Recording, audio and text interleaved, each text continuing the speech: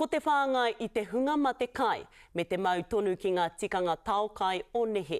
Koira te iho te kaupapa haua Rewi Spraggan, e kia nei ko te whānau a te aka tū ki te tihi o te pane o Mataoho. He kaupapa a hapori hoki tēnei e wāte anō ai ngā rua hāngi o mua hei whakamahinga mā ngā whānau. Nei rā ngā whakamārama a Ashley Nathan. He umu hāngi hou, hei oranga, mō te iwi. Ko tēnei te tuatahi I mahi hāngi rungi tēnei maunga te pane o Mataoho mai te wehinga atu o ngā tūpuna. Hei tēnei hatarei tunua ai te hāngi tuatahi I runga I te pane o Mataoho, mai anō I te wehenga o ngā tupuna o Rewi Spraggan.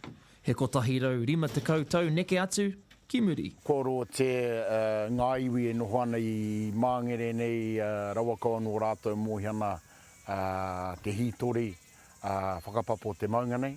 Ko te tuku I te mātauranga me te hitori o te maunga, ngā take nui. E ngaro haere ana tēnei tikanga, nō reira te take ka tū tēnei o ngā rua, hei whakaako I wā tātou tamariki mokopuna.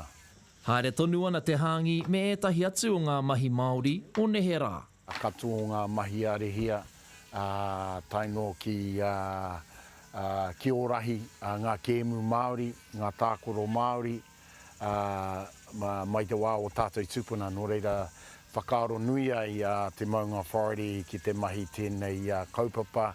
Hei whakanui a tātou, ngā mahi o tātou mātua tūpuna. Tōna tikanga ka whakatūrea e Spraggan ētahi atu umuhāngi ki ngā tōpito katoa o Aotearoa. Tino maha hoki ngā iwi he ana ki te mahi umuhāngi pēnei. E hia ana te iwi, e hia ana hoki te maunga. He me nui tēnei kia mātou kia whakahoki mai tēnei taonga ki te maunga. Hei tēnei hatarei timata ai te whakatūwheratanga, hei te haurua mai I te iwa karaka, ki te pane o Mataoho. Ashley Nathan, Te Karere.